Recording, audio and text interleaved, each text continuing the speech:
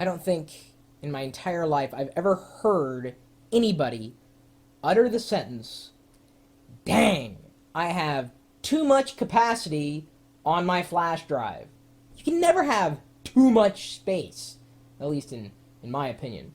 Just about a year ago, I think I picked up a 2 gigabyte flash drive for right around about $100 or so.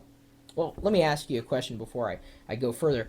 What is the highest capacity flash drive, like a USB drive, USB stick, thumb drive, whatever you call these things? What is the highest capacity one that you have? How big? How big you got? $20 2 gig, not bad there. $30 64 meg. Oh, that was your first one, obviously. You only have one that's 1 meg?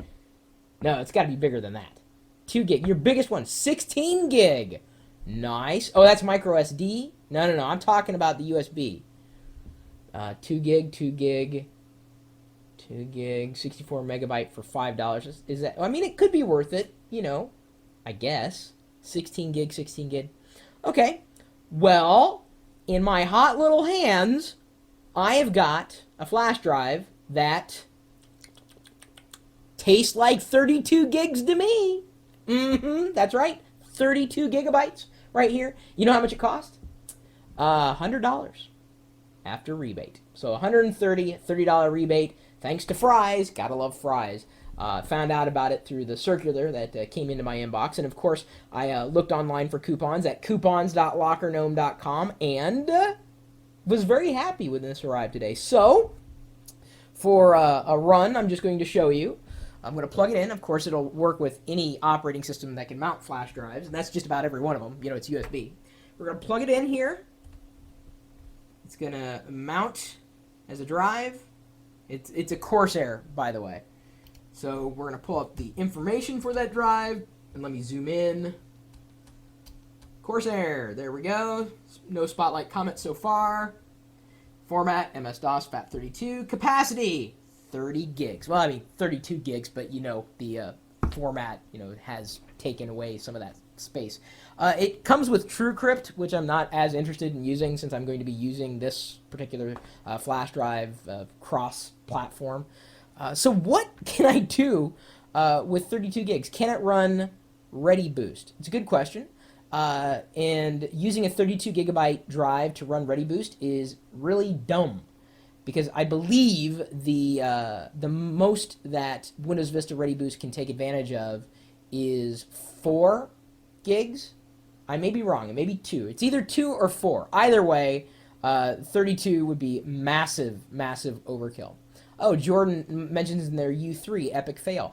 I would agree. Some people like U3. I've met more people who didn't like U3 software, and that is, hang on, just let me eject this here so I can use it as a prop. And zoom back out, eject so it doesn't give me a warning.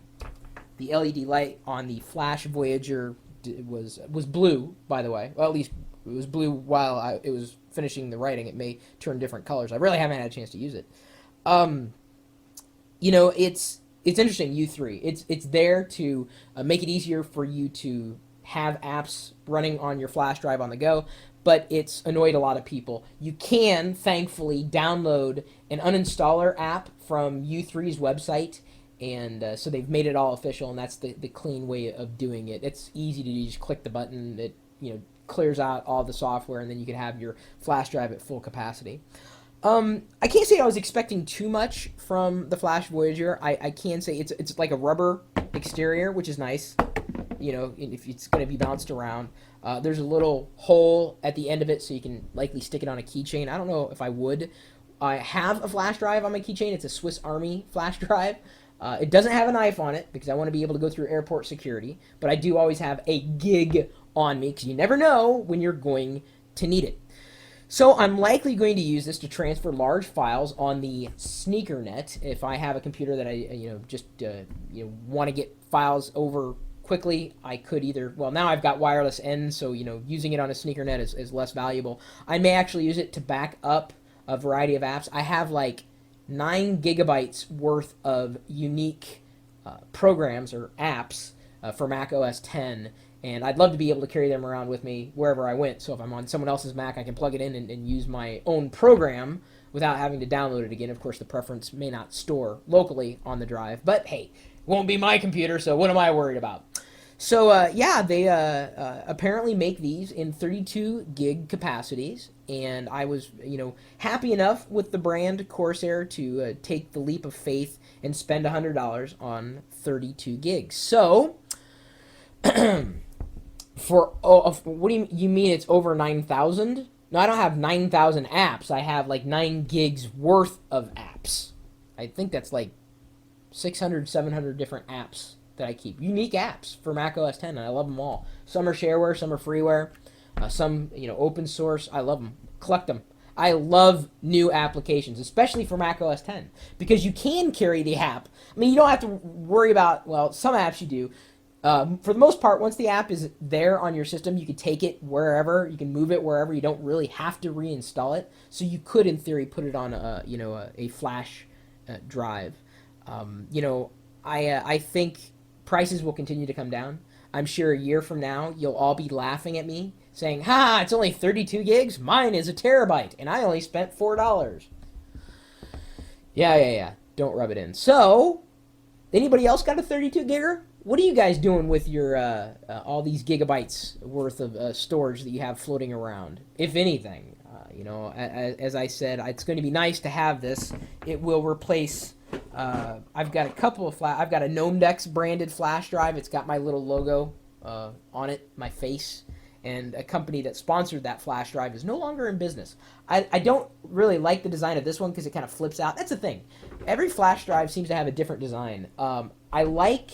And I don't have it here, it's downstairs. I like the Swiss Army flash drive because it locks in so that the actual USB portion of it, where it actually connects into a port, the adapter, the prong, the metal thingy at the end, it doesn't really get scratched or scraped because it tucks away. This kind of tucks away, but in a loose fashion, so it's kind of useless.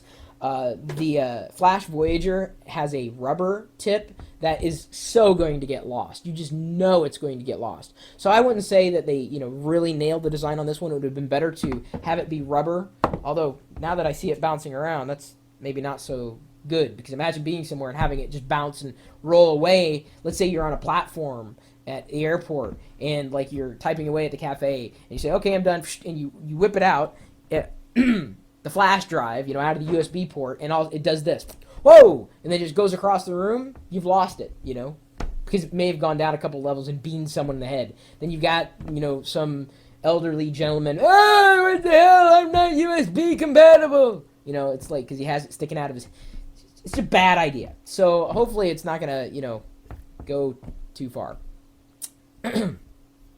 Anyway, maybe you guys are up on trends of what people might be looking for when they go to shop for a flash drive of sorts. Maybe you've got the perfect one already, and you'd like to share why you think it's the perfect flash drive. And, I'd be more than ready and willing to receive your feedback. My email address is chris@pirillo.com.